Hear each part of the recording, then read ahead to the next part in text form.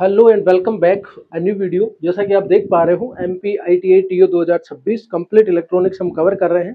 Most expected question क्या बन सकता है आपके इलेक्ट्रॉनिक्स में, मिक्स्ड वर्जन से हम क्वेश्चंस करते आ रहे हैं। इससे पहले हमने पार्ट 3 कर लिए हैं और आई होप आपको हमारी सीरीज अच्छी लग रही है एंड आपको चीजें समझ में भी आ रही है, ठीक है ना। तो एक लेवल का कंटेंट आपके साथ डिलीवर किया जाएगा। तो आज जो होने वाला है वो पार्ट 4 होने वाला है। इसके लिए MPITI TO का जो एग्जाम होने वाला है उसमें हम पढ़ रहे हैं वो है आपका कंप्लीट क्या है आपकी इलेक्ट्रॉनिक्स, ठीक है जी। इतना सा आपको क्या करना है, ध्यान रखना है, ठीक है। चलिए आज की क्लास को स्टार्ट करते हैं और सबसे पहला क्वेश्चन 120 क्वेश्चन इससे पहले हमने 3 पार्ट में डिस्कस कर लिए हैं ऑलरेडी एंड आई होप आपको चीजें अच्छी खासी समझ में भी आ रही है। मैं आपको फिर से रिपीट कर दूं, इस क्लास में जितने भी क्वेश्चन होंगे रटना नहीं है भाई, ठीक है ना। देखो अभी तक हमने स्लाइड पे कुछ नहीं किया है, इसके बाद मैं जो भी लिख रहा हूं तो आपको उसको माइंड में मैपिंग करते रहना है कि मैं क्या बोल रहा हूँ, कैसे बोल रहा हूँ, कैसे किसी चीज को लिख रहा हूँ, सारी चीजें ना, एवरीथिंग, ठीक है। चलो, विच component is used for coupling between amplifier stage. अच्छा, इनमें से एम्पलीफायर की स्टेज के बीच कपलिंग के लिए कौन सा घटक उपयोग होता है, कौन सा होता है भाई बताओ। है कैपेसिटर होता है, रजिस्टर होता है, डायोड होता है या इंडक्टर होता है। तो कपलिंग किसकी करते हैं, रजिस्टर की करते हैं या फिर डायोड की या फिर इंडक्टर की या कैपेसिटर की, किसकी करते हैं बता दो एक बार ना। बता दो भाई कपलिंग के लिए किसका उपयोग किया जाता है, बता दो। है बताइए भाई कपलिंग के लिए किसका उपयोग किया जाएगा, बता दो। बता दो भाई कौन सा हो जाएगा, कैपेसिटर होगा, रजिस्टर होगा या डायोड होगा या इंडक्टर होगा। तो आपने देखा होगा कि कैपेसिटर कपल्ड कोई आपका रजिस्टर है, ठीक है ना, सॉरी कैपेसिटर कैपेसिटर किसी सर्किट में कैपेसिटर की क्या है, कपलिंग हुई है, ठीक है ना।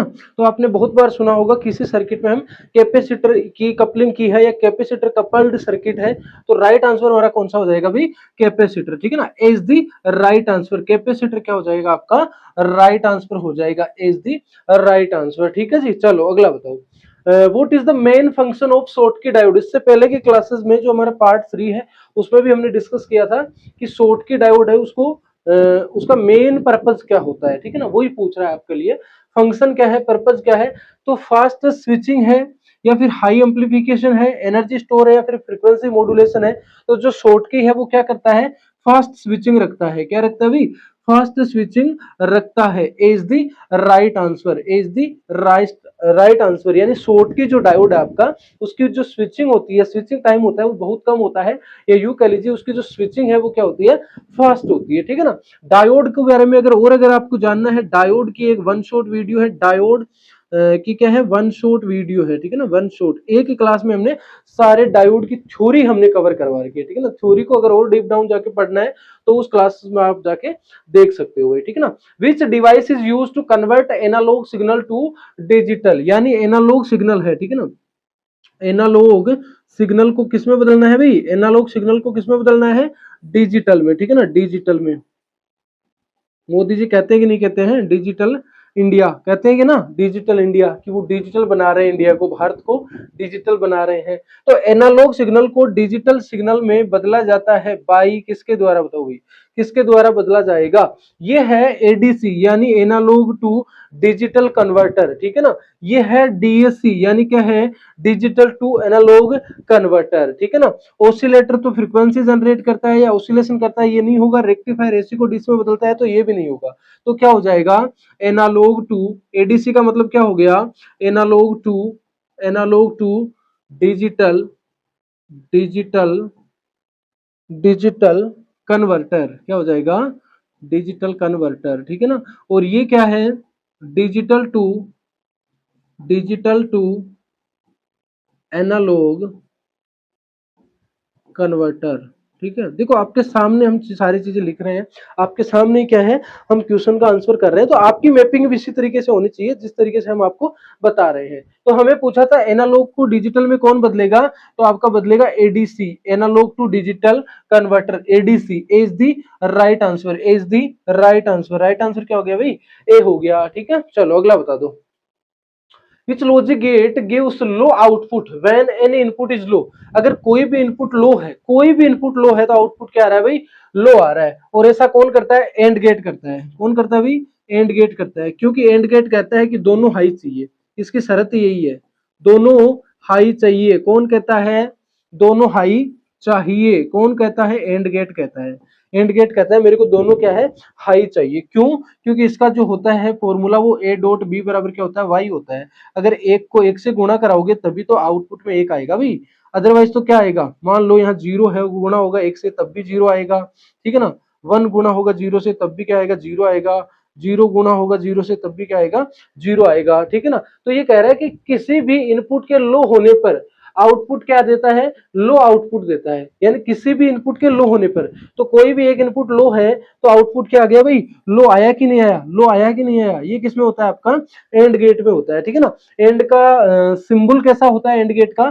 तो देखो डी देखा है आपने, डी अल्फाबेट में डी देखा है, डी बना दो और इस तरीके से बना दो, ठीक है ना। ये ए हो गया और ये बी हो गया और ये वाई हो गया। इसका फॉर्मूला हमने लिख भी दिया है, ए डॉट बी बराबर क्या हो जाएगा? वाई हो जाएगा। ए डॉट बी बराबर क्या हो जाएगा? वाई हो जाएगा। और अगर मैं एक और एक दूंगा यहाँ पे तो क्या आ जाएगा? वन आ जाएगा। ये ट्रूथ टेबल भी आप लिख सकते हो। जीरो जीरो दिया तो क्या आया? जीरो वन दिया तो क्या आया? वन जीरो दिया तो क्या आया? वन वन दिया तो क्या आया? ये ए है, बी है और ये क्या है? वाई है। इस तरीके से तो क्या हो जाएगा भाई? आपका एंड गेट हो जाएगा। एंड गेट में कोई भी अगर लो दे रहे हो तो आउटपुट क्या आ रहा है? लो आ रहा है। एंड का मतलब क्या होता है? एक चीज तरीके से इस तरीके से और याद रख सकते हो, एंड का मतलब क्या होता है सर? और होता है। क्या होता है भाई? और होता है। यानी ये कहता है कि मेरे को एक से काम नहीं चलेगा, एक हाई दोगे तब काम नहीं चलेगा, मेरे को और चाहिए, और हाई चाहिए, और हाई चाहिए। एक हाई दे रहे हो तो काम नहीं चलेगा, मेरे को दूसरा भी क्या है? हाई चाहिए। या फिर क्या है? और मेरे को क्या चाहिए? हाई चाहिए। और भी क्या चाहिए मेरे को? हाई चाहिए। इस तरीके से याद हो जाना चाहिए आपको। क्या है? याद होना चाहिए ना। तरीका कोई भी हो, आपको चीजें समझ में आनी चाहिए, याद होना चाहिए। इतना सा आपको क्या करना है? ध्यान रखना है, ठीक है। चलो अगला बताओ। 125 नंबर क्वेश्चन है, बाईपास कैपेसिटर का उपयोग या उद्देश्य क्या होता है? बाईपास कैपेसिटर का मतलब या उपयोग क्या होता है? Reduce noise, increase resistance, amplify signal, store charge. तो बाईपास जो रजिस्टर हो सॉरी कैपेसिटर होता है वो क्या करता है? रिड्यूस नॉइज को कम करता है, ठीक है ना। रिड्यूस नॉइज को कम करेगा, नॉइज को वो क्या करेगा? कम करेगा। कौन? Bypass capacitor. बाईपास कैपेसिटर, ठीक है ना। बाईपास कैपेसिटर वो क्या करता है? नॉइज को कम करता है। रेजिस्टेंस नहीं बढ़ाएगा, सिग्नल को एम्पलीफाई वो नहीं करेगा, एनर्जी को चार्ज को स्टोर भी वो नहीं करेगा। वो क्या करता है? रिड्यूस करता है किसको? नॉइज को, ठीक है। चलो जी अगला बताओ, कौन सा मोटर एसी सप्लाई पर कार्य करता है? इन चारों में से एक दो तीन और चार, इन चारों में से कौन सा मोटर ऐसा है जो एसी सप्लाई पे काम करता है? तो देखो ये तो किस पे करता है? डीसी मोटर तो डीसी पे।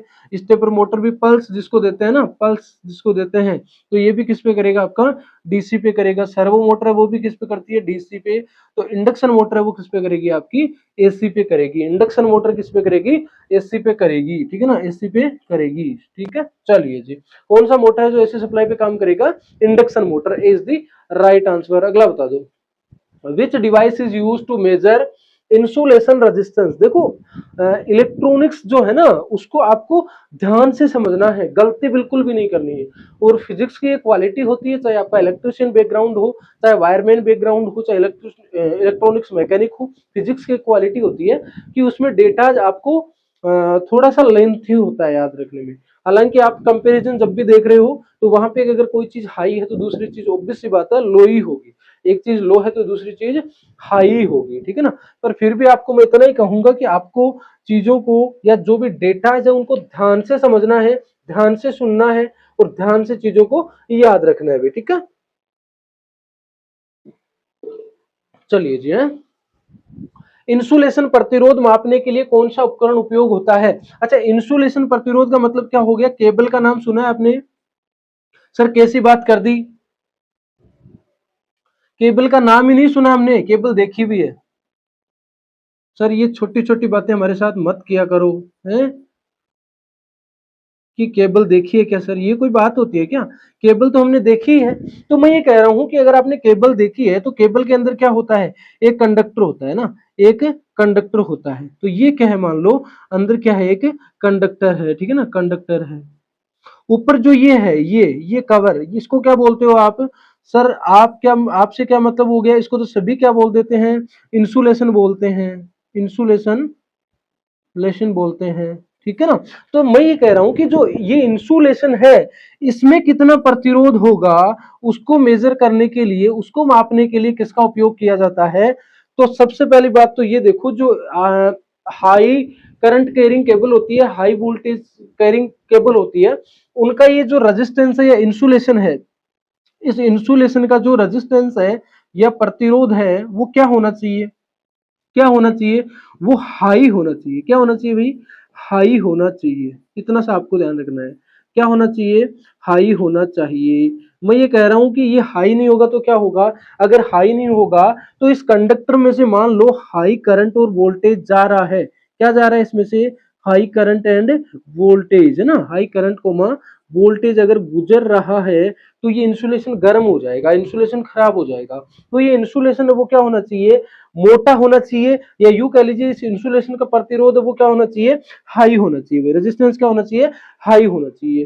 तो इसको, ये जो ऊपर इंसुलेशन लगा हुआ है, इसके रेजिस्टेंस को मेजर करने के लिए, इंसुलेशन के प्रतिरोध को मापने के लिए कौन सा उपकरण उपयोग होता है, तो वो होता है आपका मेगर, ठीक है ना, मेगर, ठीक है, मेगर होता है। ये किस में मापता है भाई, मेगा ओम में प्रतिरोध को मापता है। मेगा ओम का मतलब क्या हो गया, बहुत ज्यादा प्रतिरोध, क्या हो गया, बहुत ज्यादा प्रतिरोध। और बहुत ज्यादा प्रतिरोध का मतलब ही क्या हो गया कि उस इंसुलेशन का क्या है होना चाहिए, प्रतिरोध ज्यादा होना चाहिए। तो प्रतिरोध ज्यादा है तो उसको माप रहा है कौन, मापेगा मेगर। और किस पे मेजर करेगा, मेगा ओम में मेजर करेगा। समझ में आ रही है बात मेरी, अगर आ रही है तो चले आगे, चलो जी। अगला है मल्टीप्लेक्सर का क्या कार्य होता है, मल्टीप्लेक्सर का क्या कार्य होता है।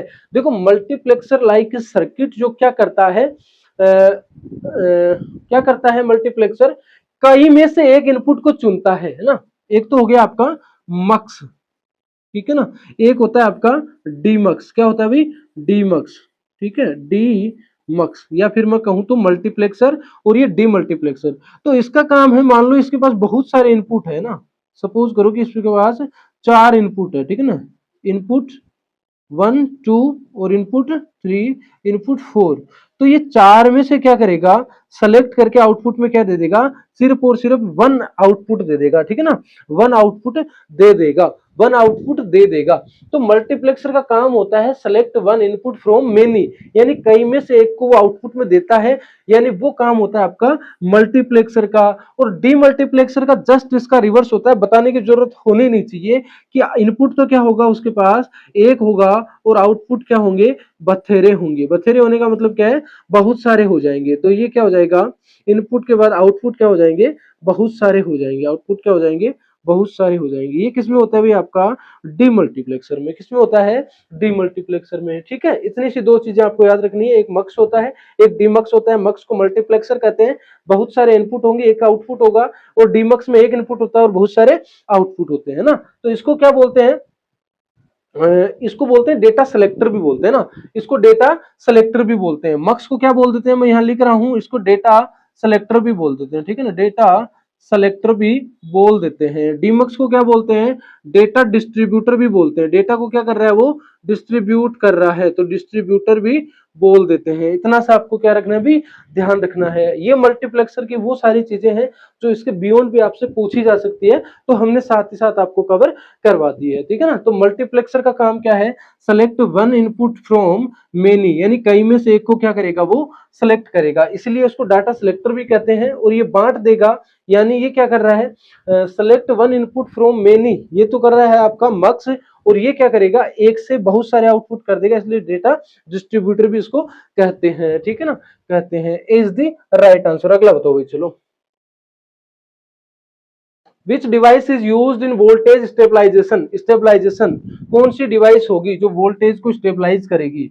स्टेबलाइज करने का मतलब वोल्टेज फिक्स कर रही है, वो वोल्टेज फिक्स कर रही है। स्टेबलाइज करने का मतलब कि आपने बचपन में आपने देखा होगा कि जब आप टीवी देख रहे हो तो वोल्टेज के अप डाउन होने से टीवी बफरिंग कर रही है, कभी बंद हो रही है, कभी चालू हो रही है, कभी एक्स्ट्रा नॉइज आ रही है ना, ऐसे धारियां टाइप में बन रही है ना, इस तरीके से। तो वो होता है वोल्टेज के उतार चढ़ाव से, वोल्टेज के फ्लक्चुएशन से, तो उसको हम कर रहे हैं स्टेबलाइजर, स्टेबलाइजेशन, तो वो होता है वोल्टेज स्टेबलाइजर के द्वारा। बट इनमें से ऐसा कौन सा है जो क्या कर देगा, वोल्टेज को स्टेबलाइजेशन कर देगा, वोल्टेज को स्टेबलाइज कर देगा, तो वो होता है आपका जीनर डायोड। कौन सा होता है भाई आपका, जीनर डायोड, ठीक है ना, जीनर डायोड। इसीलिए इसको क्या कर देते हैं भाई, एज ए एज ए क्या करते हैं, एज ए वोल्टेज रेगुलेटर की तरह भी इसका यूज करते हैं, वोल्टेज रेगुलेटर की तरह भी इसका यूज करते हैं, इसीलिए इसका क्या है, एज ए वोल्टेज रेगुलेटर की तरह भी यूज करते हैं। मैं बार बार आपको बता रहा हूं, जब भी जिनर डायोड आ रहा है तो मैं आपको बता रहा हूं कि ये रिवर्स बायस में क्या करता है, काम करता है, रिवर्स बायस में काम करता है। क्यों बता रहा हूं, क्योंकि कई बार ये पूछा जाता है कि जिनर डायोड किस बायस में काम करता है। अगला बताओ भी, what is the unit of electric field intensity, electric field की इंटेंसिटी कितनी है, वो कितना तीव्र है, उसको कौन बताएगा, उसको कौन बताएगा, बताओ भाई, उसको कौन बताएगा, विद्युत क्षेत्र की तीव्रता की इकाई है, उसको कौन बताएगा। एम्पियर क्या होता है, करंट का यूनिट होता है, तो ठीक है ना। ओम प्रतिरोध का होता है, जिसको रेजिस्टेंस बोलते हैं। वोट किसका होता है, शक्ति का होता है, जिसको पावर बोलते हैं, ठीक है ना। तो हमें पूछा है क्या, इंटेंसिटी, तो क्या हो जाएगा, वोल्ट पर मीटर। ये क्या दिखाती है, विद्युत क्षेत्र की तीव्रता, विद्युत क्षेत्र की तीव्रता क्या होती है, वोल्ट पर मीटर, ठीक है। चलो, इस तरीके से आप एलिमिनेट भी कर सकते हो। What is the function of a latch, latch का फंक्शन क्या है, तो लेच का जो फंक्शन होता है वो क्या करता है, स्टोर करता है एक बिट को, एक बिट को क्या करता है, वो स्टोर करता है। लेच का काम ही सिर्फ यही है, लेच लॉजिक गेट से बनता है भाई, ठीक है ना, लॉजिक गेट से ये बनता है, इसका काम है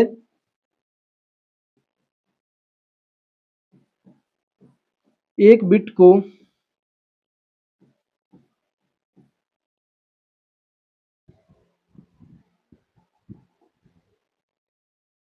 एक बिट को स्टोर करना, एक बिट को स्टोर करना, ये किसका काम है, लेच का काम है। किसका काम है भाई, लेच का काम है, ठीक है, ध्यान रखना। चलो अगला बताओ, 132 नंबर क्वेश्चन बताइए क्या हो जाएगा। 132, which device is used to control DC motor speed. अच्छा, इसमें से कौन सी ऐसी तकनीक है, या फिर क्या कह रहा है, कौन सा उपकरण है इसमें से जिसके द्वारा हम डीसी मोटर की गति को, उसकी स्पीड को क्या है, कंट्रोल कर सकते हैं। स्पीड को क्या कर सकते हैं हम, स्पीड को कंट्रोल कर सकते हैं, किसके द्वारा, कंट्रोल किसके द्वारा करेंगे, हम करेंगे पीडब्ल्यूएम कंट्रोलर के द्वारा, पीडब्ल्यूएम कंट्रोलर के द्वारा, कंट्रोलर के द्वारा, ठीक है ना, के द्वारा मोटर की स्पीड को कंट्रोल कर रहे हैं पीडब्ल्यूएम कंट्रोलर के द्वारा। पीडब्ल्यूएम का पूरा नाम क्या हो जाएगा, पीडब्ल्यूएम का पूरा नाम हो जाएगा pulse width modulation, pulse width modulation, PWM pulse width modulation, ठीक है। तो राइट आंसर क्या हो गया हमारा, ए हो गया, A is the right answer, A is the right answer, ठीक है ना, A is the right answer. अगला बताओ भाई, 133 नंबर क्वेश्चन बताओ।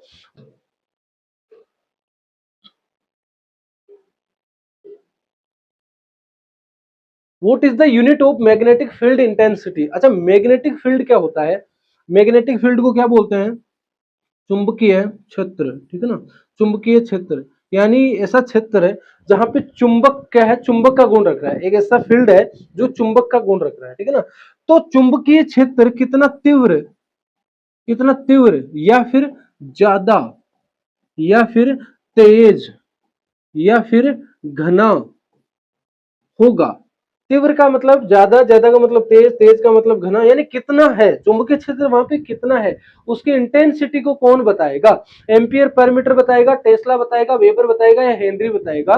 तो वो बताता है आपका एम्पियर पर मीटर, ठीक है ना, यानी कि उसकी जो यूनिट होती है इसकी मैग्नेटिक फील्ड की इंटेंसिटी की, वो होती है आपकी ampere per meter, ampere per meter is the right answer. अगला बताओ भाई, डीमोडुलेटर का कार्य क्या है, डीमोडुलेटर का कार्य क्या है। देखो, कम्युनिकेशन सिस्टम होता है आपके इलेक्ट्रॉनिक्स में, किसकी बात कर रहा हूं मैं, कम्युनिकेशन सिस्टम, ठीक है ना, कम्युनिकेशन सिस्टम। अच्छा, ये क्या होता है, कम्युनिकेशन सिस्टम, ये क्या होता है, ये होता है आपका संचार प्रणाली, क्या होती है ये, संचार प्रणाली, ठीक है ना। तो इस कम्युनिकेशन सिस्टम में आपकी टर्म निकल के आती है, वो एक होता है आपका मॉड्यूलेशन, मॉड्यूलेशन, और एक होता है आपका डीमोडुलेशन, ठीक है ना, डीमोडुलेशन। अच्छा, ये दोनों क्या है, प्रोसेस है, मॉड्यूलेशन और डीमॉड्यूलेशन दोनों क्या है, प्रोसेस है। तो इस प्रोसेस में क्या होता है, वेरी मच इंपोर्टेंट। मैं ये कह रहा हूं कि जो आपका मॉड्यूलेशन प्रोसेस है, इसका मतलब समझना, मॉड्यूलेशन डीमॉड्यूलेशन अपने आप आपको समझ में आ जाएगा, पहले आप मॉड्यूलेशन को समझो। मॉड्यूलेशन प्रोसेस है, उस प्रोसेस में होता क्या है। मान लो मेरे पास एक सिग्नल है, ठीक है ना, मेरे पास सिग्नल है, उसको ए पॉइंट से हमें बी पॉइंट पर पहुंचाना है, ठीक है ना, ए पॉइंट से बी पॉइंट पे एक सिग्नल को पहुंचाना है, ठीक है ना। तो मैं कह रहा हूं कि मेरे पास यहाँ ए पे कोई सिग्नल है, उसको मेरे को भेजना है कहां पे, बी पे, ठीक है ना। तो मैं ये कह रहा हूं कि जो सिग्नल है ना मेरे पास, जो सिग्नल है, उसकी इतनी औकात नहीं है, उसकी इतनी स्ट्रेंथ नहीं है कि वो बी तक ट्रेवल करके जा सके, बी तक ट्रेवल करके जा सके, इतनी उसमें क्षमता नहीं है, उसमें उतनी औकात नहीं है। भाई आप आवाज लगाते हो ना, आप जहां पे हो, आप अपने मुंह से आवाज निकालते हो तो कितनी दूर तक पहुंचा सकते हो उसको, एक लिमिट है उसकी भी। या ऐसा तो है नहीं कि आप घर बैठे किसी दूसरे गांव में या दूसरे डिस्ट्रिक्ट में आप अपनी आवाज पहुंचा देते हो, ऐसा तो पॉसिबल नहीं है ना। मैं आवाज की बात कर रहा हूँ जो आप मुंह से निकाल रहे हो, ठीक है ना। अब कोई बोलेगा सर हम माइक ले लेंगे, हम वो कर लेंगे, उसकी बात नहीं कर रहा हूँ भाई, ना इतना एडवांस भी नहीं बनना है, ठीक है। तो अब अगर ये सिग्नल नहीं पहुंच पा रहा है तो हम क्या करेंगे, क्या करेंगे भी बताओ। अब ये जो सिग्नल नहीं पहुंच पा रहा है तो हम क्या करेंगे, वाया का यूज करेंगे। वाया मतलब क्या, आप भी एक जगह से दूसरी जगह जाते हो और आपकी हिम्मत नहीं है, आपकी स्ट्रेंथ नहीं है वहां तक पहुंचने के लिए, तो आप बाई बाइक जाते हो, बाई ऑटो जाते हो, बाई कार जाते हो। तो हम भी यहाँ वाया लेते हैं सिग्नल को यहाँ पहुंचाने के लिए, वो होता है आपका कैरियर सिग्नल। कौन सा होता है भाई आपका, कैरियर सिग्नल। कौन सा होता है, कैरियर सिग्नल होता है, ठीक है ना, कैरियर सिग्नल, ठीक है ना। ये जो है ये इतनी ताकत रखता है कि ये ए से बी नहीं, उसके आगे भी वो जा सकता है। तो मैं क्या करूंगा, इस सिग्नल को, इस सिग्नल को, ये जो सिग्नल है ये क्या कहलाता है आपका, मैसेज सिग्नल। क्या कहलाता है भाई, मैसेज सिग्नल कहलाता है, ठीक है ना, मैसेज सिग्नल कहलाता है। तो इस मैसेज सिग्नल को इस कैरियर सिग्नल के साथ मिक्स करूंगा और उसको ए से लेके बी तक पहुंचा दूंगा।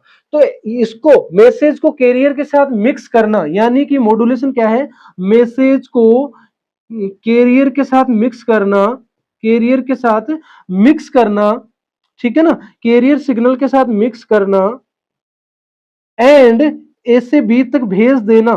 ये चीज क्या कहला रही है आपकी, मॉड्यूलेशन प्रोसीजर कहला रहा है या फिर मॉड्यूलेशन कहला रहा है, ठीक है ना।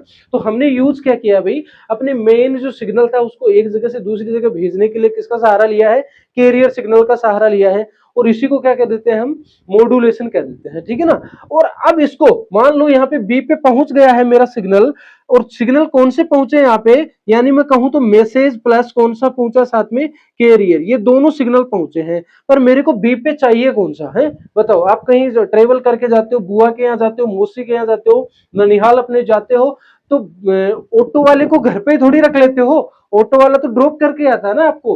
तो ठीक उसी प्रकार अगर बी पे हमें सिग्नल चाहिए तो सिर्फ कौन सा चाहिए, मैसेज चाहिए, कैरियर तो नहीं चाहिए। तो अब वापस में क्या है, इस पूरे सिग्नल में से इसको कौन सा बोला जाता है आपका, मॉड्यूलेटेड सिग्नल। कौन सा बोला जाता है भाई, मॉड्यूलेटेड सिग्नल, ठीक है ना, मॉड्यूलेटेड सिग्नल। तो कई बार ये भी पूछा जाता है कि मॉड्यूलेटेड सिग्नल में कौन कौन से सिग्नल होते हैं, तो उसमें carrier signal and message signal दोनों होते हैं, ठीक है ना।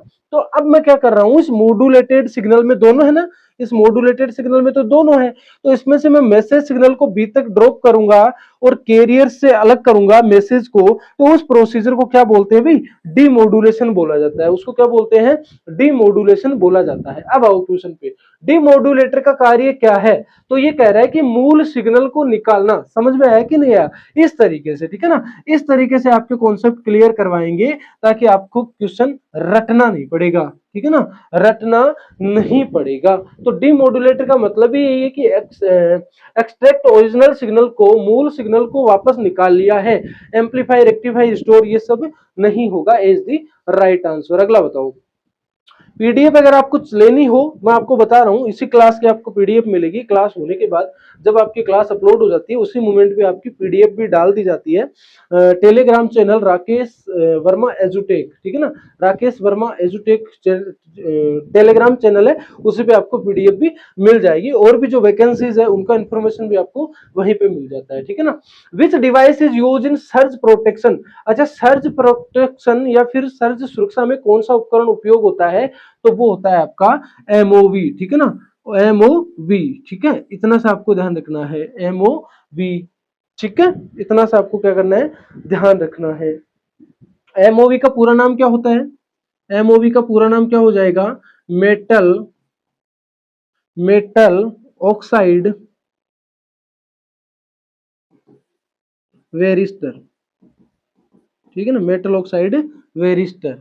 MOV का उपयोग किया जाता है किसमें? सर्ज प्रोटेक्शन में, ठीक है ना, सर्ज प्रोटेक्शन में। चलो अगला बताओ। 136 है, what is the unit of impedance? Impedance की यूनिट क्या होती है? इम्पेडेंस होता क्या है? इम्पेडेंस होता क्या है? सबसे पहले तो ये समझो कि इम्पेडेंस होता क्या है, ठीक है। तो इम्पेडेंस का मतलब है किसी सर्किट में आर एल सी तीनों अवयवों या फिर कंपोनेंटों के द्वारा अवयवों के द्वारा उत्पन्न हुई बाधा क्या कहलाती है भाई? इम्पेडेंस कहलाती है। क्या कहलाती है? इम्पेडेंस, जिसको क्या बोलते हैं हिंदी में? प्रतिबाधा, ठीक है ना। इसको किससे डिनोट करते हैं? जेड से डिनोट करते हैं, ठीक है ना, जेड से डिनोट किया जाता है। तो ये भी किसमें होती है प्रतिबाधा या जेड से डिनोट करना? ये भी किसमें होती है? आपकी ओम में होती है। तो क्या हो जाएगा इसका? ओम हो जाएगा। राइट आंसर क्या हो जाएगा? ओम हो जाएगा। ये भी बाधा ही है ना एक प्रकार की। तो बाधा हो, प्रतिरोध हो, ठीक है ना, आपका इंडक्टिव रिएक्टेंस हो, प्रतिघात जिसको बोलते हैं, कैपेसिटिव इंडक्टेंस हो, ठीक है। तो इन सबको क्या बोला जाता है? कैपेसिटिव, सॉरी, रिएक्टेंस हो। तो इन सबको ही क्या बोला जाता है, या इसकी यूनिट क्या होती है? सबकी बाधा ही एक प्रकार की। तो क्या हो जाएगा? ओम हो जाएगा, ओम हो जाएगा, ठीक है ना। इतना सा आपको क्या करना है अभी? ध्यान रखना है, ठीक है।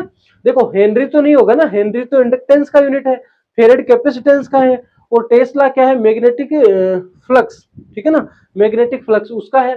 तो इसका तो होगा नहीं, ठीक है ना। तो इंपेडेंस का क्या हो जाएगा? ओम हो जाएगा भाई। चलो अगला बताओ। What is the function of photocell? Photocell का क्या काम होता है? फोटोसेल या कह दो, या फिर क्या है आपका फोटो डायोड कह दो, ठीक है ना, फोटोसेल कह दो, या फिर आपका क्या है? फोटो डायोड कह दो, फोटोसेल, या फिर क्या कह सकते हैं उसको? फोटो डायोड, ठीक है ना, फोटो डायोड। और इसके जैसा ही काम कौन करता है? आपका सोलर भी तो यही काम कर रहा है, सोलर भी, ठीक है ना, सोलर भी क्या है? सोलर सेल भी है, ठीक है। तो इसमें होता क्या है? देखो आपका फोटो डायोड है या फोटो सेल है, वो क्या करता है? ये एनोड हो गया और ये कैथोड हो गया। तो इसपे जब लाइट आपतित होती है, जब फोटोन गिरता है, तो ये अपने अंदर से क्या है? करंट का फ्लो करवाता है। जब इस पे लाइट गिरती है तो अपने अंदर से क्या है? करंट का कंडक्शन करवाता है। अपने अंदर से क्या है? वो करंट का कंडक्शन करवा देता है। अपने अंदर से क्या है? करंट का कंडक्शन वो करवा देता है। Very much important. ये किस बायस में काम करता है? जो फोटो डायोड है वो किस बायस में काम करेगा? फोटो डायोड इन विच बायस? तो वो करेगा आपका रिवर्स बायस में, ठीक है ना, रिवर्स बायस में वर्क करता है। ध्यान रखना भाई, रिवर्स बायस में क्या है? फोटोडायोड काम करता है। तो ये क्या करेगा? कन्वर्ट करेगा लाइट को किसमें? इलेक्ट्रिकल सिग्नल में। यानी लाइट को किसमें बदल रहा है? इलेक्ट्रिकल सिग्नल में। ध्यान से देख लो भाई, ध्यान से सुन लो। ये क्या है आपका? फोटोडायोड, ठीक है ना, फोटोडायोड। जब इस पे फोटोन आपतित होती है, फोटोन आपतित होती है, मान लो ये किसी सर्किट में लगा हुआ है, ठीक है ना, किसी सर्किट में लगा हुआ है, ठीक है, जोड़ देता हूँ, सर्किट बना देता हूँ, ठीक है ना। और यहाँ पे क्या लगा है? मान लो एक बल्ब लगा हुआ है, ठीक है ना, एक क्या लगा हुआ है? बल्ब लगा हुआ है, ठीक है। और यहाँ पे मैंने रिवर्स बायस कर दिया और जोड़ दिया, ये माइनस और ये प्लस है, ठीक है ना। अब मैं क्या कर रहा हूं? जब इस पे लाइट डाल रहा हूं ना, इस फोटो डायोड पे लाइट आ रही है, लाइट डाल रहा हूं, लाइट गिर रही है, तो ये अपने अंदर से क्या है? करंट का फ्लो करवाता है। और जब लाइट गिरेगी तो क्या हो जाएगा? ये एलईडी है या बल्ब है, वो क्या हो जाएगा? ग्लो हो जाएगा, या फिर क्या हो जाएगा? जल जाएगा। इस तरीके से क्या है आपका फोटो सेल वर्क करता है, फोटो डायोड वर्क करता है, ठीक है ना। और सोलर सेल में भी तो ऐसा ही होता है, जैसे इसमें से लाइट गिरती है तो अपने अंदर से क्या है? वोल्टेज वो जनरेट करता है। एक चीज और ध्यान रखना, जो सोलर सेल है वो किस सिद्धांत पे काम करता है? फोटो वोल्टाइक सिद्धांत पे काम करता है, ठीक है ना, वोल्टाइक सिद्धांत पे या प्रिंसिपल पे वो काम करता है, प्रिंसिपल पे वो काम करता है, ठीक है ना। फोटो वोल्टाइक सिद्धांत या फोटो वोल्टाइक इफेक्ट भी आपको कई जगह देखने को मिलेगा। तो वो सारी चीजें एक ही है भाई, ठीक है ना। फोटोवोल्टाइक यानी फोटोन उस पर गिर रहे हैं, उसी सिद्धांत पे वो काम कर रहा है। वो चाहे आपका फोटो सेल हो, फोटो डायोड हो या फिर सोलर सेल हो, ठीक है ना। एक ही चीज उसके साथ तीन चीजें क्लियर होनी चाहिए, ये है इस लेवल का कंटेंट आपको दिया जाएगा, ठीक है भाई। चलो अगला बताओ, 138 नंबर क्वेश्चन है, what is the function of register in digital electronics. जो आपका रजिस्टर होता है ना, रजिस्टर, उसका फंक्शन पूछा है, उसका काम पूछा है। तो रजिस्टर क्या करता है, स्टोर मल्टीपल बिट, ठीक है ना। ये क्या करता है, मल्टीपल बिट को क्या करता है, मल्टीपल बिट को क्या करता है, बिट्स को क्या करता है, स्टोर करता है, ठीक है ना। और लेच की जब बात आई तो क्या करता है, लेच वन बिट को क्या करेगा, स्टोर करेगा, वन बिट को क्या करेगा, वो स्टोर करेगा। लेच वन बिट को स्टोर करता है, और रजिस्टर क्या है आपका, मल्टीपल बहुत सारे बिट्स को क्या है वो स्टोर करता है। कौन आपका, रजिस्टर। कौन करता है भाई, रजिस्टर करता है, ठीक है।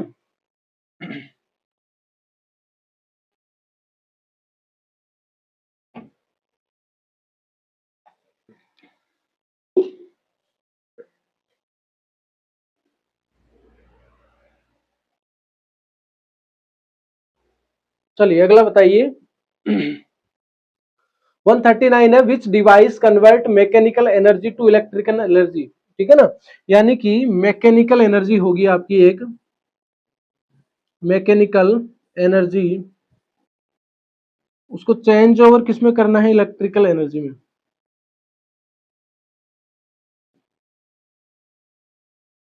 इलेक्ट्रिकल एनर्जी, अरे ऐसा कौन करता है, देखो ट्रांसफॉर्मर तो ऐसा करता नहीं है, और बैटरी भी ऐसा करती नहीं है, ठीक है ना। क्योंकि ट्रांसफॉर्मर तो वोल्टेज को या तो अप करेगा या डाउन करेगा, और बैटरी क्या कर रही है, वोल्टेज को स्टोर कर रही है, ठीक है। अब रह गए दो ऑप्शन, जनरेटर होता है कि मोटर होता है, ठीक है ना। अच्छा, आपके घर में जो मोटर होती है, ठीक है ना, जो पानी की मोटर है ना, या पंखे की मोटर है, तो उसको आप क्या कर रहे हो, उसको आप इलेक्ट्रिसिटी दे रहे हो, उसको आप बिजली दे रहे हो, उसको आप इलेक्ट्रिसिटी दे रहे हो, और वो इलेक्ट्रिसिटी को किस में बदल रही है फिर, मैकेनिकल मोशन में बदलती है वो, मैकेनिकल मोशन में बदलती है, यानी इलेक्ट्रिसिटी को मैकेनिकल में बदल रही है वो। तो ये तो हो गया आपका, इलेक्ट्रिकल एनर्जी को मैकेनिकल एनर्जी में कौन कन्वर्ट करता है, मोटर। मोटर किसको करती है, इलेक्ट्रिकल एनर्जी को मैकेनिकल एनर्जी में, यानी इलेक्ट्रिकल एनर्जी को मैकेनिकल एनर्जी में कौन करेगा, मोटर करेगी, ठीक है ना। कौन करता है, मोटर करती है, ठीक है ना, मोटर करती है। यहाँ पूछा हमें है कि मैकेनिकल एनर्जी को इलेक्ट्रिकल एनर्जी में कौन करेगा, तो वो करेगा आपका जनरेटर। कौन करेगा भाई, जनरेटर करेगा। जनरेटर देखा होगा आपने, अरे डीजे बजाया कि किसी शादी में डीजे बजा हुआ देखा होगा आपने, डीजे के साथ जनरेटर आता है। वो जनरेटर क्या करता है, वो मैकेनिकल एनर्जी को क्या कर रहा है, इलेक्ट्रिकल एनर्जी में कन्वर्ट करता है। उसी के कारण क्या है, डीजे को सप्लाई मिलती है, फिर डीजे बजता है, और फिर आप नाचते हो या आप जो भी करते हो। तो जनरेटर क्या कर रहा है आपका, मैकेनिकल एनर्जी को क्या कर रहा है, इलेक्ट्रिकल एनर्जी में कन्वर्ट कर रहा है। कौन, जनरेटर। कौन करता है भाई आपका, जनरेटर, ठीक है ना। और इलेक्ट्रिकल एनर्जी को वापस मैकेनिकल एनर्जी में कन्वर्ट कौन करती है, मोटर करती है। ये दो चीजें आपको ध्यान रखनी है भाई, ठीक है। चलो अगला बताओ, which motor run at constant speed. अच्छा, इसमें से कौन सी ऐसी मोटर है जो कॉन्स्टेंट स्पीड पर दौड़ती है, या यूं कह लीजिए अपनी स्पीड है वो नियत रखती है, कांस्टेंट रखती है। कौन सी हो जाएगी वो आपकी मोटर है जो जो कांस्टेंट स्पीड से चलती है, वो हो जाएगी आपकी सिंक्रोनस मोटर, ठीक है ना। सिंक्रोनस मोटर है वो क्या है आपकी, कांस्टेंट, यानी सिंक्रोनस मोटर की जो गति है वो क्या होती है, स्थिर गति होती है। क्या होती है भाई, स्थिर गति होती है, स्थिर गति होती है, या फिर है किसकी, सिंक्रोनस मोटर की, ठीक है ना, सिंक्रोनस मोटर की। अगला बताओ, 142 नंबर क्वेश्चन है, what is the unit of electric energy. विद्युत ऊर्जा का एसआई यूनिट क्या है, या फिर ये कह सकते हो आप उसका मात्रक क्या है, उसकी इकाई क्या है। तो देखो, वाट किसकी होती है, वाट शक्ति की होती है, जिसको पावर बोलते हैं, शक्ति या फिर पावर। एलिमिनेट कर लेना भैया आप, है ना। प्रतिरोध, रेजिस्टेंस जिसको बोलते हैं, और क्या हो जाएगा, धारा, जिसको क्या बोलते हैं, करंट बोलते हैं। तो क्या बच गया हमारे पास, जूल। जूल ये क्या होता है भाई आपका, एनर्जी का होता है, ठीक है ना, एनर्जी का होता है। ओब्लिक वर्क का भी यही होता है, ठीक है ना, एनर्जी या फिर वर्क। क्यों, क्योंकि देखो आपने सुना होगा कि वर्क या फिर काम ही क्या है, ऊर्जा, एनर्जी है, और एनर्जी है वही क्या है, काम है, ठीक है ना। ऊर्जा कह दूं इसको, और इसको क्या कह दूं, काम कह दूं, ठीक है। तो देखो समझो इस चीज को, क्या कहना चाह रहा है ये स्टेटमेंट, ये कहना चाह रहा है कि अगर आप काम कर सकते हो इसका मतलब क्या है, आप ऊर्जावान हो। अगर आप ऊर्जा है आप में तो आप क्या कर सकते हो, काम कर सकते हो। और इन दोनों का यूनिट है वो क्या होता है भाई, एनर्जी हो या वर्क हो, इन दोनों का यूनिट क्या होता है आपका, जूल होता है। क्या होता है भाई आपका, जूल होता है। यूनिट होता है वो क्या होता है, जूल होता है ना। काम हो या फिर एनर्जी हो, दोनों का यूनिट है वो क्या हो जाएगा, जूल हो जाएगा यहाँ पर। ठीक है, चलो अगला बताओ।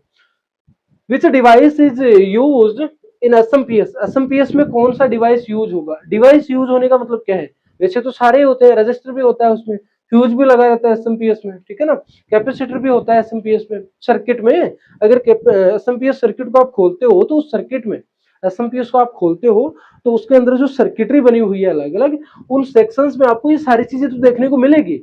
पर यहाँ पे क्या पूछ रहा है, ये एसएमपीएस में कौन सा उपकरण उपयोग होता है, तो उपयोग होने का मतलब क्या हो गया कि उसको स्विच करवाने के लिए, उसको स्विच करवाने के लिए, तो वो होता है आपका स्विचिंग ट्रांजिस्टर। क्या होता है आपका, स्विचिंग ट्रांजिस्टर। ये क्या है आपका, अहम रोल रख रहा है, क्योंकि एसएमपीएस का काम ही तो ये है ना भाई, कि अलग अलग सप्लाई को क्या है, अलग अलग सेक्शन में क्या है, सप्लाई को डिवाइड करता है ना। यहाँ पे मान लो 5 वोल्ट डीसी का चाहिए ना, यहाँ पे 12 वोल्ट चाहिए, कहीं पे 2 चाहिए, कहीं पे 5 चाहिए या 6 चाहिए ना, 6 वोल्ट डीसी का चाहिए।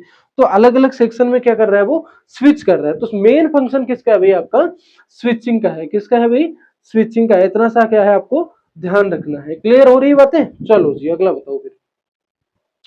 What is the function of A thermostat, thermostat का फंक्शन क्या होता है, तो थर्मोस्टेट नाम से भी पता लग रहा होगा, थर्मोस्टेट देखो,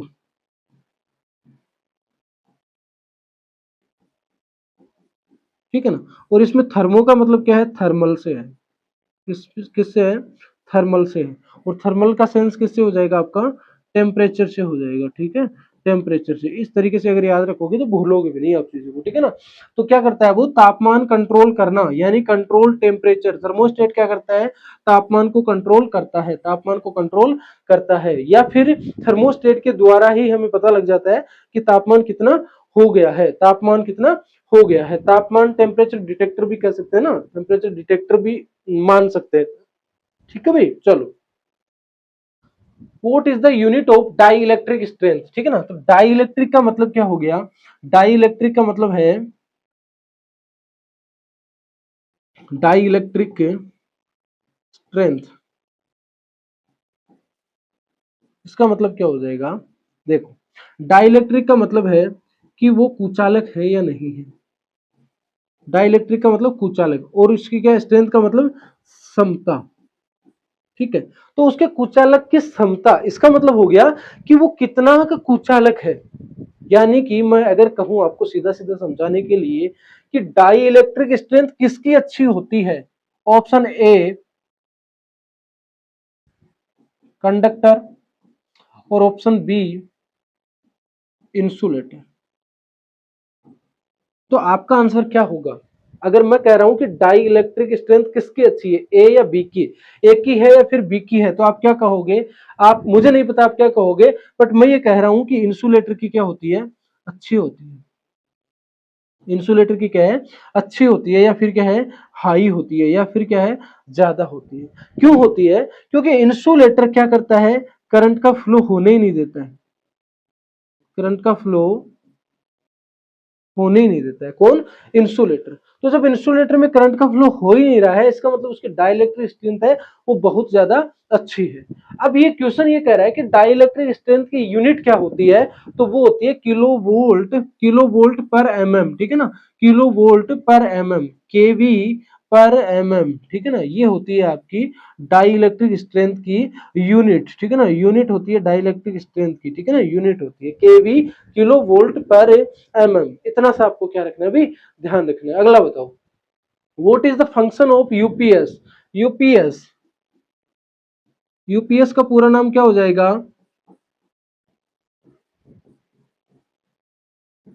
इनटरप्टेड पावर सप्लाई, ठीक है ना, या फिर अबाधित पावर सप्लाई, ठीक है ना। यानी अनइंटरप्टेड पावर सप्लाई का मतलब क्या हो गया कि फॉर एग्जांपल अगर मान लो आपका सिस्टम पे आप काम कर रहे हो, मान लो कंप्यूटर सिस्टम पे आप काम कर रहे हो और अचानक आपकी लाइट चली जाती है, तो फिर आपका जो सिस्टम है वो किस मोड पे आ जाता है, वो यूपीएस पे आ जाता है। सिस्टम बंद नहीं हुआ है, लाइट भले ही चल गई है, सिस्टम बंद नहीं हुआ है। क्यों? क्योंकि यूपीएस आपने वहां पे लगा रखा है। तो बैकअप में कौन आ गया, अब यूपीएस आ गया। तो सप्लाई हमें अनइंटरप्टेड यानी अबाधित पावर सप्लाई का मतलब क्या है कि उसी में किसी भी प्रकार की कोई बाधा नहीं आ रही है, सप्लाई रुक नहीं रही है, कट नहीं हो रही है, उस पर कौन काम करने लग जाएगा, आपका यूपीएस। तो ये कह रहा है कि यूपीएस का काम क्या होता है, प्रोवाइड बैकअप पावर, यानी बैकअप पावर प्रदान करता है कौन, आपका यूपीएस। इतना सा है और कुछ नहीं है इसमें। चलो अगला बताओ। Which device is use to control large AC load, बड़े एसी लोड को कंट्रोल करने के लिए कौन सा उपकरण उपयोग होता है, तो वो होता है आपका कॉन्टेक्टर। ठीक है ना, कॉन्टेक्टर के द्वारा क्या करते हैं, देखो कॉन्टेक्टर बेसिकली क्या है, स्विचिंग डिवाइस है। ठीक है ना, स्विचिंग डिवाइस। ठीक है ना, रिले होता है ना उस तरीके से, पर रिले आपका क्या है, स्मॉल करंट और वोल्टेज के लिए, और ये क्या है आपका high voltage and high current, high voltage and high current, उसके लिए हम यूज करते हैं वो कॉन्टेक्टर का उपयोग करते हैं, कॉन्टेक्टर को यूज करते हैं। अगला बताओ।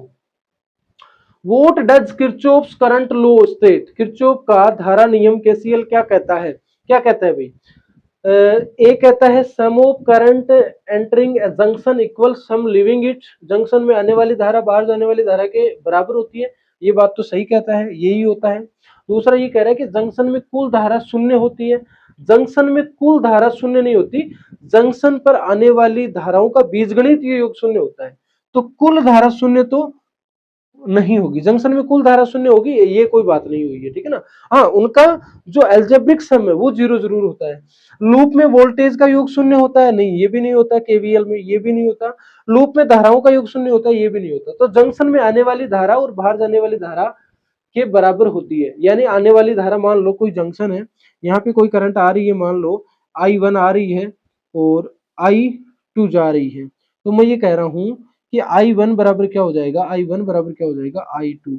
ये कौन कहता है, आपका केसीएल कहता है, केसीएल कहता है। ठीक है ना, केसीएल कहता है। A is the right answer, A is the right answer. ठीक है ना, A is the right answer. Junction में आने वाली धारा और बाहर जाने वाली धारा के बराबर होती है, जो आ रही है वो बाहर जाने वाली धारा के बराबर होगी। ऑब्वियस सी बात है, अगर यहाँ पे 5 एम्पियर करंट आई है ना यार, तो वापस कितनी जा सकती है, वो 5 एम्पियर ही जा सकती है। ठीक है ना, 5 एम्पियर ही जा सकती है। इतना सा कहना चाह रहा हूँ आपको। चलो अगला बताओ। व्हाट डज किरचॉफ्स वोल्टेज लो या फिर स्टेट, किरचॉफ का वोल्टेज नियम केवीएल क्या कहता है, वो कहता है बंद लूप में वोल्टेज का योग शून्य होता है, आने वाली धारा बाहर जाने वाली धारा के बराबर होती है, तो केसीएल में होता है। ठीक है ना, स्रोत वोल्टेज हमेशा बढ़ते हैं, नहीं ये कोई बात नहीं है, वोल्टेज आवेश के अनुपात में होता है। Voltage voltage proportional to charge, नहीं वोल्टेज आवेश के अनुपात में क्यों होगा, तो क्या हो जाएगा आपका बंद लूप में वोल्टेजों का योग क्या हो जाएगा, शून्य होता है, यानी कि समेशन वी बराबर क्या होता है, जीरो, ये होता है। ठीक है ना, किस पे, केवीएल किरचॉफ वोल्टेज लो, है ना। देखो केवीएल हो, केसीएल हो, ओम्स लो हो, ठीक है ना, इन सबको हमने क्या करा है, एक ही वीडियो में डिस्कस कर लिया है। और ज्यादा जानना है इनके बारे में, केवीएल क्या होता है, इनसे रिलेटेड आपके न्यूमेरिकल क्वेश्चंस है वो भी हमने वहां पे करवाए हैं। तो हम नहीं चाहते आपको एक चीज दो बार करवाएं, पर जो क्वेश्चन बना है उसको हमने सोल्व करा दिया है। और डीप डाउन अगर जानना है तो थ्योरी का वीडियो आप जरूर से जाके चेकआउट कर लीजिए, है ना, थ्योरी का जो वीडियो बना रखा है उसको जरूर से जाके चेकआउट कर लीजिए। बाकी आगे बढ़ते हैं। According to Ohm's law, what is the relation between V I and R, यानी ओम के नियम के अनुसार वी वोल्टेज, आई करंट और आर प्रतिरोध में क्या संबंध होता है, रिलेशन क्या होता है तीनों में। तो देखो ओम का नियम क्या होता है, ओम का नियम होता है वी समानुपाती आई, यानी किसी कंडक्टर में भौतिक अवस्थाएं उसकी अगर स्थिर है ना, किसी कंडक्टर की भौतिक अवस्थाएं लाइक आपका टेम्परेचर हो गया, ताप दाब, वो सब नियत है या कांस्टेंट है, तब उसमें अगर मैं वोल्टेज बढ़ा रहा हूं तो उसी अनुपात में क्या करंट भी उसमें बढ़ेगी। पर ये किस पे लागू होता है, ओम्स लॉ किस पे लागू होता है, सिर्फ और सिर्फ किस पे लागू होगा, ओम्स लॉ, ओम्स लॉ किस पे लागू होता है, कंडक्टर पे होता है। ठीक है ना, कंडक्टर पे होता है, सेमी कंडक्टर पे नहीं होगा, इंसुलेटर पे नहीं होगा। ये शर्त पहले यही है। ठीक है ना, चालक पे ही लागू होता है ओम्स लॉ। तो ओम्स लॉ चालक में अगर वोल्टेज बढ़ाओगे तो करंट भी बढ़ेगा, ये कौन कहता है? ओम्स लॉ कहता है। इससे क्या बन जाता है फिर? V बराबर क्या बन जाता है? IR बन जाता है।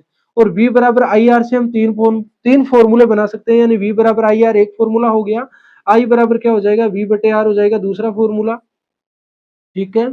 और I बराबर क्या हो जाएगा? सॉरी, I का तो बन गया ना, I बराबर क्या हो जाएगा? V अपॉन R हो जाएगा। V बन गया, I बन गया, तो R बराबर क्या हो जाएगा? V बटे I बन जाएगा। R बराबर क्या बन जाएगा?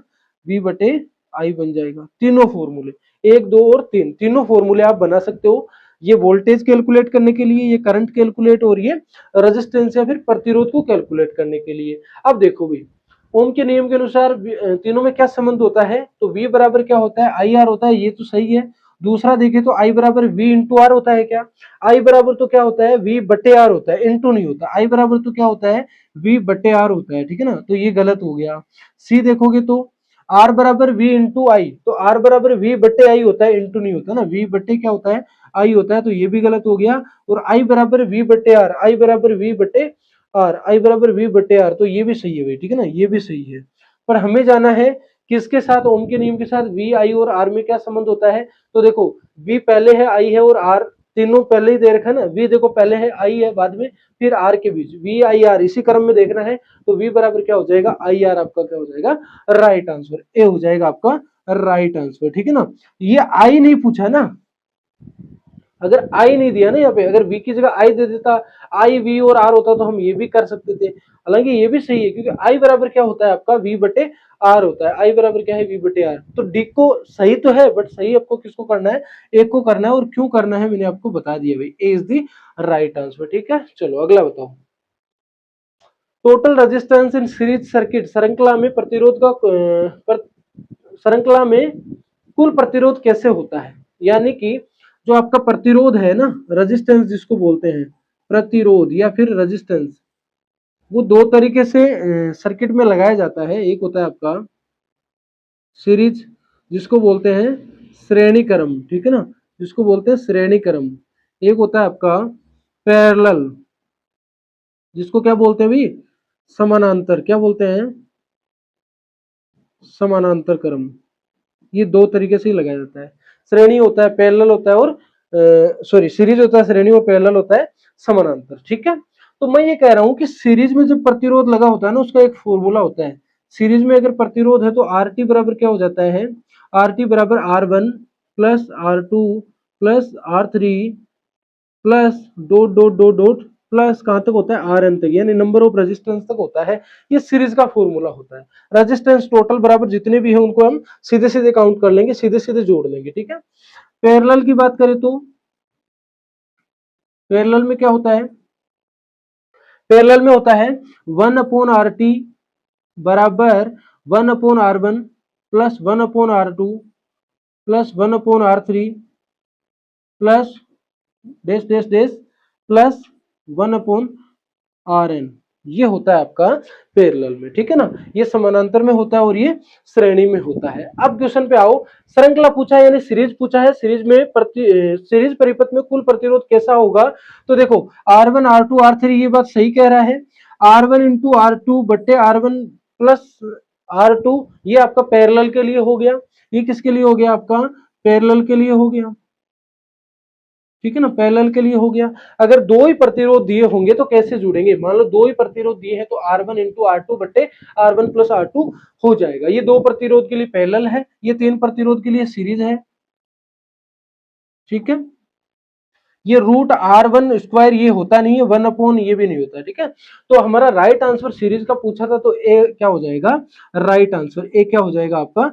राइट आंसर हो जाएगा। बाकी आपको और डीप डाउन देखना है, जाना है, तो ये फॉर्मूले क्या है देखो। इसमें तो हमने हाईलाइट कर दिया था इसमें कि ये तो तीन ही प्रतिरोध के लिए है। ये तीन के लिए नहीं है, ये नंबर ऑफ रेजिस्टेंस जितने भी आप प्रतिरोध लगा रहे हो उन सब के लिए है। हमने कोई लिमिट सेट नहीं करी है कि तीन के लिए ही है। क्वेश्चन में हमें पूछा था कि प्रतिरोध रेजिस्टेंस को हम सीरीज में कैसे जोड़ सकते हैं, तो इस तरीके से। क्यों बताया ये?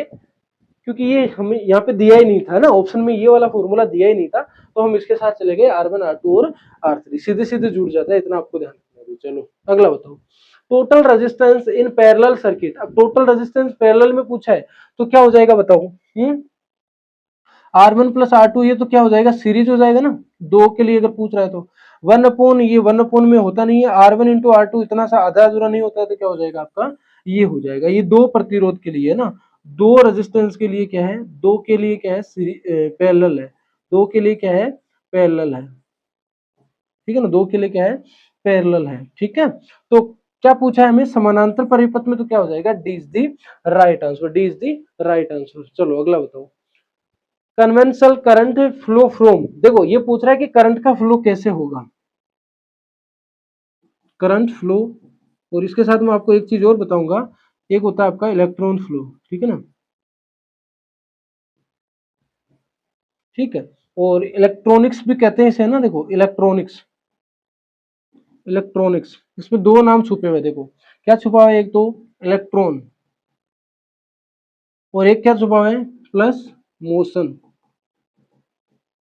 ठीक है, इलेक्ट्रॉन प्लस मोशन, यानी इलेक्ट्रॉन की गति, वही क्या कहलाती है आपकी, इलेक्ट्रॉनिक्स। इलेक्ट्रॉन कैसे कैसे जा रहा है, वो कैसे भाग रहा है, कैसे गति कर रहा है, कहाँ जा रहा है, कितना जा रहा है, क्यों जा रहा है, वो सारी चीज क्या है, उसकी जो गति है वो क्या कहला रही है, इलेक्ट्रॉनिक्स कहला रही है। करंट का जो फ्लो होता है वो कैसे होता है, पारंपरिक जो धारा है वो किस दिशा से किस दिशा में प्रवाहित होती है, तो वो होती है हमेशा पॉजिटिव टू नेगेटिव, ठीक है ना, पॉजिटिव टू क्या होती है, वो नेगेटिव होती है, कौन, करंट। और अगर इलेक्ट्रॉन की बात करें तो जस्ट इसका रिवर्स होता है, इसका मतलब क्या हो गया, नेगेटिव से कहाँ होगा वो, negative to positive, negative to positive, ठीक है ना, नेगेटिव टू पॉजिटिव। यानी आपने एक ऐसा सर्किट देखा होगा कि मान लो यहाँ पे एक एलईडी लगी हुई है, ठीक है ना, एक एलईडी लगी हुई है, और मैंने क्या करा, इसके साथ एक बैटरी जोड़ दी, तो ये प्लस हुआ, ये माइनस हुआ, तो मैं कह रहा हूं कि करंट तो इस साइड बह रही है, ये तो क्या फ्लो हो रही है, आई, पर इसके रिवर्स, इसके रिवर्स, यानी कि इस साइड से करंट फ्लो हो रही है, तो इस साइड से कौन फ्लो हो रहा है, यानी इस साइड से कौन फ्लो हो रहा है, इस साइड से कौन फ्लो हो रहा है, इलेक्ट्रॉन फ्लो हो रहा है, ठीक है ना, क्या कौन फ्लो हो रहा है, इलेक्ट्रॉन फ्लो हो रहा है। इतना सा आपको क्या रखना है भी, ध्यान रखना है, इतना सा क्या करना है आपको, ध्यान रखना है, ठीक है ना। यानी कि जो करंट की डायरेक्शन है वो प्लस से माइनस होती है, प्लस से क्या होती है वो, प्लस टू माइनस होती है, ठीक है ना। और जो इलेक्ट्रॉन की डायरेक्शन है वो माइनस से क्या होती है, प्लस होती है, वो क्या होती है, माइनस से प्लस होती है, दोनों का ध्यान रखना भी आपको, ठीक है ना। तो परंपरागत धारा किस दिशा में प्रवाहित मानी जाती है, तो वो धनात्मक से ऋणात्मक ध्रुव की ओर होती है, ठीक है ना, पॉजिटिव टू नेगेटिव। नेगेटिव से पॉजिटिव कौन होता है आपका, इलेक्ट्रॉन्स होते हैं, ठीक है ना, दोनों दिशाओं में नहीं होता, कोई भी दिशा में नहीं होता। तो करंट का फ्लो तो क्या हो जाएगा, पॉजिटिव टू नेगेटिव होता है, A is the right answer, ठीक है, A is the right answer. अगला बताओ भाई, मजा आ रहा है कि नहीं आ रहा बताओ, है मजा आ रहा है कि नहीं आ रहा, न्यूमेरिकल क्वेश्चन आ गया बताओ, है न्यूमेरिकल क्वेश्चन आ गया है, पानी पीते रहे भाई, ठीक है। चलो क्या दिया है, यदि 1 ओम प्रतिरोध में ये ओम है, ठीक है, 1 ओम प्रतिरोध में 1 एम्पियर धारा, 1 एम्पियर धारा हो तो वोल्टेज ड्रॉप क्या होगा, सीधी सीधी बात है, V का मान पूछा है कि V क्या हो जाएगा, तो V क्या होता है, I इंटू आर होता है, तो क्या हो जाएगा, V बराबर I कितना है, 1 इंटू आर कितना है, 1, तो V बराबर क्या हो जाएगा, 1 वोल्ट, क्या हो जाएगा, 1 वोल्ट, V बराबर क्या हो जाएगा, 1 वोल्ट। चलो, in a PN junction diode P region has excess हो, क्या होता है एक्सेस, ज्यादा क्या रखता है वो, ठीक है।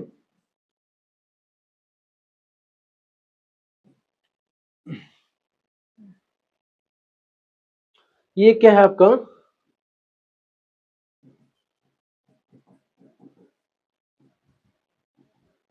पीएन जंक्शन डायोड है, तो इसमें क्या कह रहा है कि पी भाग में किसका अधिशेष होता है, यानी ये वाला जो है वो क्या ज्यादा रखता है, तो वो ज्यादा रखता है होल्स, होल्स क्या रखता है, ज्यादा रखता है। एन वाला क्या रखता है, इलेक्ट्रॉन्स ज्यादा रखता है, इतनी सी कहानी है और कुछ नहीं है, ठीक है ना।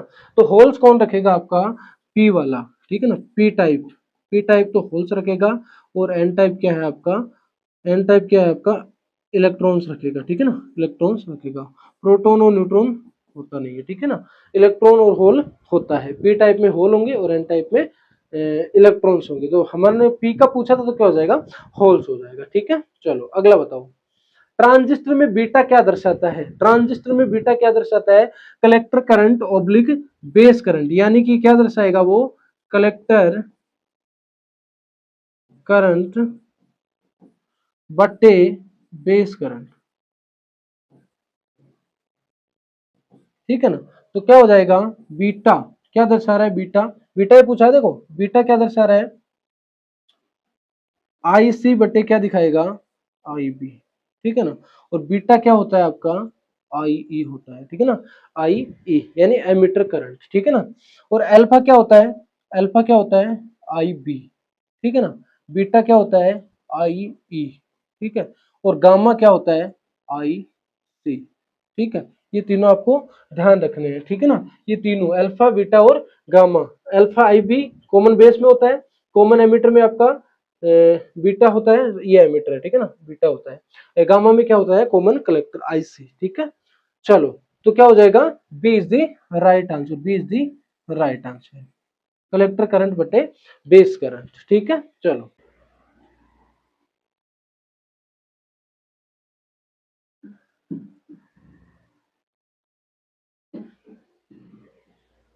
चलिए अगला है, एससीआर का पूरा नाम क्या होता है, एससीआर का पूरा नाम क्या होता है। तो एससीआर का पूरा नाम क्या होता है, बताओ भाई, बताओ क्या हो जाएगा, एससीआर, बताओ क्या हो जाएगा, एससीआर का पूरा नाम क्या होता है, सिलिकॉन कंट्रोल्ड रजिस्टर नहीं होता है, रेक्टिफायर होता है, ठीक है ना, सेमीकंडक्टर नहीं होगा, ठीक है ना, सिलिकॉन कंट्रोल्ड रेक्टिफायर हो जाएगा, ठीक है ना। C is the right answer, C is the right answer, ठीक है ना। ये क्या होता है आपका, एस सी आर, ठीक है ना, S C R, silicon controlled rectifier, ठीक है। इसमें 3 टर्मिनल होते हैं एस सी आर में। आपको क्या करना है, सबसे पहले डायोड बनाना है, एनोड और कैथोड लिख देना है, और आप कह देना ये क्या है, डायोड है। मैं कह रहा हूँ ये एस सी आर है, आप कहना डायोड है, मैं कहूंगा एस सी आर है, पर आप फिर भी कहना ये डायोड है। और इसको एस सी आर बनाने के लिए क्या करना है, डायोड बना दिया, अब इससे क्या लगा देना है, गेट निकाल देना है, और अब आप कह देना कि सर आप सही कह रहे थे, ये तो क्या है, एस सी आर है, ठीक है ना, एस सी आर है, ठीक है ना। तो एनोड कैथोड और गेट 3 टर्मिनल होते हैं। और ये कौन से किस प्रकार की कंट्रोल डिवाइस है, तो ये याद याद रखना आपको, क्या है, करंट कंट्रोल्ड है ना,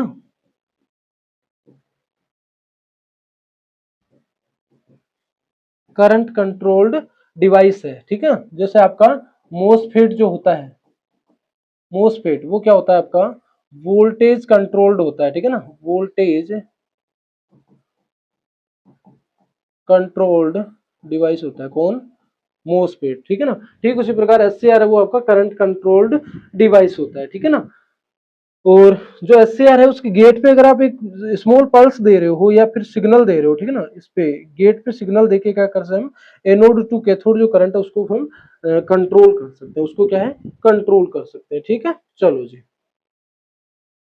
forward voltage drop of silicon diode is about, forward voltage drop क्या हो जाएगा सिलिकॉन के लिए, 0.7, क्या हो जाएगा, सिलिकॉन के लिए 0.7, और 0.3 किसके लिए होता है, किसके लिए होता है, जर्मेनियम के लिए, ठीक है ना, जर्मेनियम के लिए। चलो अगला बताओ, 158 number question, charge carrier in BJT are, BJT कैसा होता है, तो बीजेटी बाइपोलर होता है ना भाई, बाइपोलर, यानी इसमें क्या हो जाएगा, इलेक्ट्रॉन्स के द्वारा भी होगा और होल्स के द्वारा, दोनों के द्वारा ही क्या हो जाएगा, कंडक्शन या फिर करंट का फ्लो, ठीक है ना, करंट का फ्लो या फिर कंडक्शन। तो ये कह रहा है कि charge carrier in BJT are, BJT में चार्ज कैरियर होते हैं, कौन से होते हैं, दोनों होते हैं, इलेक्ट्रॉन भी होता है और होल भी होता है, दोनों होता है, इसीलिए इसको क्या कह देते हैं भाई, bipolar junction transistor, BJT bipolar junction transistor, दोनों होते हैं, तो इलेक्ट्रॉन और होल दोनों के द्वारा क्या होता है, करंट का फ्लो होता है, कंडक्शन होता है। Output of AND gate is high, output अगर हाई है एंड गेट का, तो क्या कह रहा है, एंड गेट का आउटपुट हाई कब होता है, जब दोनों इनपुट क्या हो जाएंगे, हाई हो जाएंगे, ठीक है। दोनों इनपुट क्या हो जाएंगे, हाई हो जाएंगे, ठीक है ना। आपको लग रहा होगा कि सर बार बार आप ये क्वेश्चन रिपीट कर रहे हो, पर हमने जितनी भी बार एंड गेट का पूछा है तो क्वेश्चन कहीं ना कहीं आपको चेंज मिला है देखने को, तो हम नहीं चाहते कि आपका चेंज होके क्वेश्चन गलत हो जाए। वैसे आपके गेट के सारा कॉन्सेप्ट क्लियर करवा दिया है, कौन सा गेट में क्या होता है, मोस्ट ऑफ गेट हमने कवर करवा दिए हैं, बट फिर भी मैं ये चाहता हूँ कि आपका क्वेश्चन गलत ना हो, किसी नई लैंग्वेज के साथ भी क्वेश्चन आए तो वो भी आपका गलत ना हो। इस अप्रोच के साथ आपकी चीजें शेयर कर रहे हैं, आपके साथ चीजें शेयर कर रहे हैं। अगला बताओ, what is the address bus size of 8086 micro processor. तो देखो 8086 जो माइक्रो प्रोसेसर है ना भाई,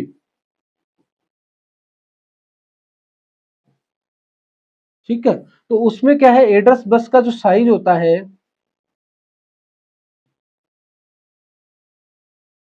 वो होता है आपका 20 बिट का।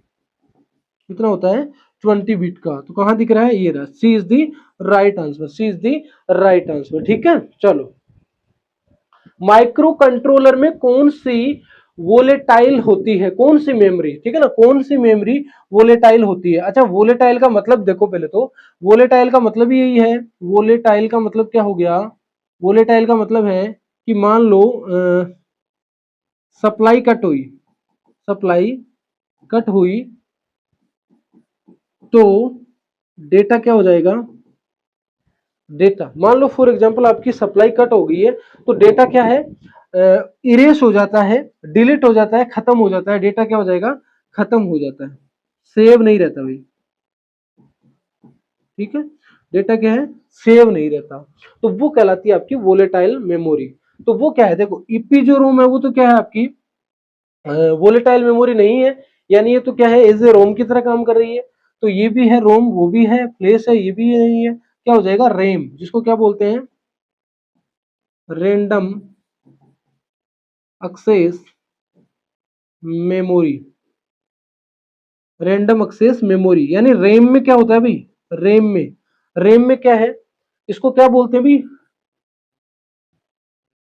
टेम्पररी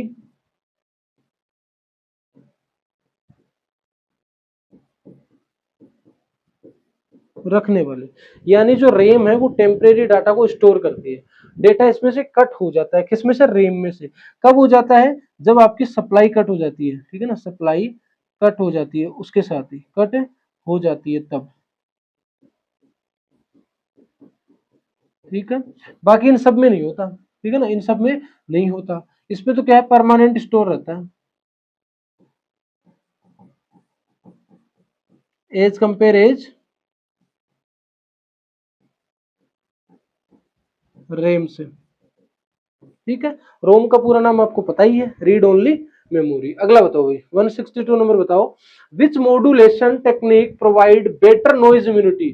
तो कौन सी होती है वो आपकी, एफएम, ठीक है ना, फ्रीक्वेंसी मॉड्यूलेशन।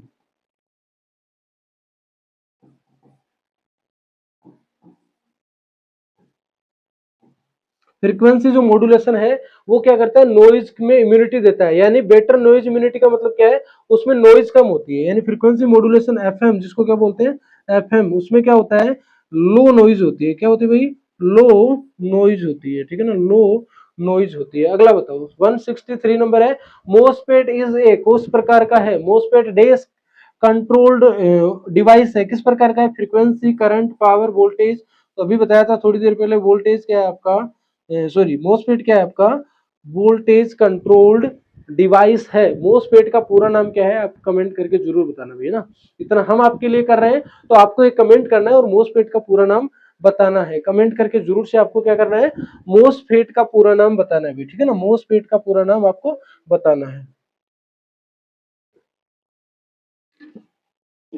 अगला बताइए, पीएलसी का पूरा नाम क्या होता है, पावर लाइन कंट्रोलर नहीं होता है, पल्स लॉजिक और प्रोग्रामेबल, प्रोग्राम लोड कंट्रोल नहीं होता, प्रोग्रामेबल लॉजिक कंट्रोलर, ठीक है ना, पीएलसी का पूरा नाम, पीएलसी, आजकल तो पीएलसी से हो रहा है सब काम है। क्या करता है पीएलसी, प्रोग्रामेबल लॉजिक कंट्रोलर, ठीक है ना, यानी एक प्रोग्राम डाल देते हैं उसमें, और प्रोग्राम मतलब लॉजिक, एक ऐसा लॉजिक ड्रॉ करते हैं और उस लॉजिक के अकॉर्डिंग एक प्रोग्राम डाल देते हैं और उसके द्वारा सारी चीजें कंट्रोल की जाती है।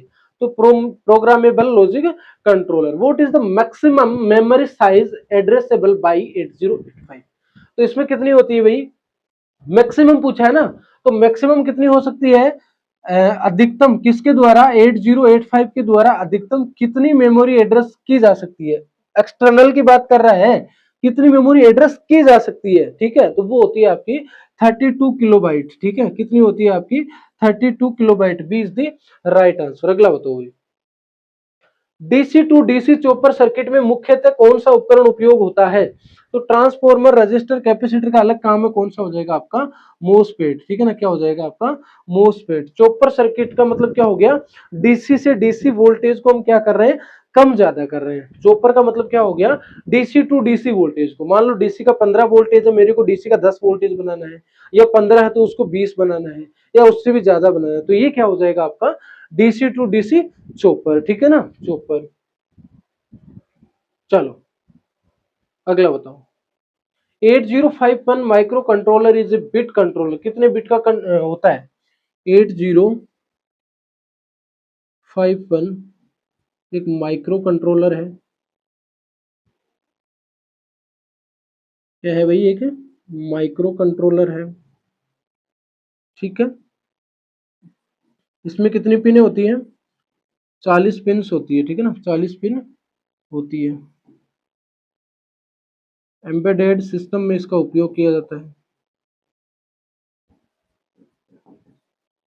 ठीक है।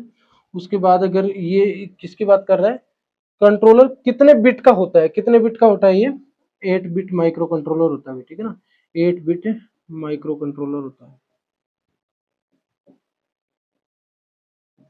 8 बिट माइक्रो कंट्रोलर होता है, is the right answer, is the right answer. अगला बताओ, in AM bandwidth is equal to, AM amplitude modulation में बैंडविड्थ बराबर होती है किसके, आपके किसके हो जाती है, 2 FM, कितने होती है भाई 2 FM, ठीक है ना, ये किसमें होती है आपकी एम में, किसमें होती है आपकी एम्पलीट्यूड मॉड्यूलेशन में, एम्पलीट्यूड मॉड्यूलेशन में, ठीक है ना भाई, एम्पलीट्यूड मॉड्यूलेशन में होती है। चलो अगला बताओ, 169 which register store the next instruction address in 8086, 8086 में अगले निर्देश का पता कौन सा रजिस्टर स्टोर करता है, फ्लैग रजिस्टर करता है क्या, ओक्यूमुलेटर करता है क्या, स्टैक पॉइंटर, या फिर इंस्ट्रक्शन पॉइंटर। तो देखो, instruction address, next instruction address in 8086, यानी कि अगले निर्देश का पता कौन सा रजिस्टर स्टोर करता है, तो वो कौन करता है आपका इंस्ट्रक्शन पॉइंटर, ठीक है, इंस्ट्रक्शन क्या करता है, पॉइंटर वो स्टोर करता है, D is the right answer. अगला बताओ, 170 नंबर क्वेश्चन बताओ, 170 नंबर क्वेश्चन बताओ, आज की क्लास का लास्ट क्वेश्चन बताओ, which device is use for electrical isolation in PLC, जो आपका प्रोग्रामेबल लॉजिक कंट्रोलर सिस्टम है, उसमें आइसोलेशन के लिए, इलेक्ट्रिकल आइसोलेशन के लिए किसका उपयोग किया जाता है, इलेक्ट्रिकल आइसोलेशन के लिए किसका उपयोग किया जाएगा बताओ, किसका किया जाएगा भी बताओ, ऑप्टो आइसोलेटर का, रिले का, ट्रांसफार्मर का, या कैपेसिटर का। तो जो इलेक्ट्रिकल आइसोलेशन का आइसोलेशन करने के लिए किसका उपयोग किया जाता है, ऑप्टो आइसोलेटर, ठीक है ना, ऑप्टो आइसोलेटर, ठीक है ना, इसके द्वारा क्या होता है आपको, रिले तो क्या है आपका स्विच करवा रही है, ठीक है ना, स्विच करवा रही है, बट इसमें क्या है, कॉन्टेक्ट है, ठीक है ना, या यूं कह लीजिए इसमें वायरिंग होती है, वायरिंग है, ठीक है ना। ट्रांसफॉर्मर का भी नहीं कह सकते, वो तो वोल्टेज का अप डाउन कर रहा है, कैपेसिटर अलग चीज होगी। आइसोलेटर मतलब आइसोलेट कर रहा है, और ऑप्टो का मतलब हो गया जिसमें किसी भी प्रकार की कोई वायरिंग नहीं है, लाइट के फॉर्म में क्या कर रहा है, वो लाइट के द्वारा, अभी हमने देखा भी था कि किसी क्लास में हमने ये बता रखा है आपको कि आपका एलईडी है वो सिग्नल देती है फोटो ट्रांजिस्टर को, और उसके द्वारा वो क्या है आगे वाले सेक्शन को रन करता है, तो वो भी क्या है आपका ऑप्टो आइसोलेटरी कहलाता है, ठीक है ना। ऑप्टो कपलर आपने देखा होगा, ठीक है ना, ऑप्टो कपलर, तो वो भी क्या है आपका, यानी इसमें जो सारा काम होता है वो लाइट के द्वारा ही क्या हो जाता है, कंप्लीट हो जाता है, इसकी प्रकार की कोई वायरिंग नहीं होती है, लाइट के द्वारा ही क्या होता है संपन्न या कंप्लीट हो जाता है। तो पीएलसी में विद्युत आइसोलेशन के लिए कौन सा उपकरण उपयोग होता है, ऑप्टो आइसोलेटर, ठीक है ना, ऑप्टो आइसोलेटर। तो ये थी हमारी आज का पार्ट 4 नंबर की class most expected question part 4 हमने कवर किया है। इस तरीके से हम कंटिन्यू आपके लिए करते रहेंगे। अगले नेक्स्ट 5th पार्ट आएगा, उसमें और आपके लिए बेटर एमसीक्यूज हम तैयार कर रहे हैं, या यूँ कह लीजिए आपके लिए बेहतरीन क्लासेस करेंगे। तो मिलते हैं नेक्स्ट क्लास में। चैनल पे अगर आप नए हैं तो जरूर से चैनल को सब्सक्राइब कीजिए, क्योंकि आपका एक सब्सक्राइबर, आपका एक लाइक और आपका एक कमेंट, एक शेयर हमको मोटिवेशन देता है। नेक्स्ट आपके लिए बहुत सारी चीजें हम कंटिन्यू कर रहे हैं, तो उसके लिए भी आप अपने हमारे चैनल को सब्सक्राइब करके रखिए। बाकी आपका एग्जाम बहुत अच्छा जाएगा, इस चीज से आप निश्चिंत रहिए, तैयारी करते रहिए, रिवीजन आपका करते रहिए, कोई दिक्कत नहीं होने वाली है। लेते हैं आज की क्लास से विदा, मिलते हैं किसी नेक्स्ट क्लास में। आज के लिए इतना है।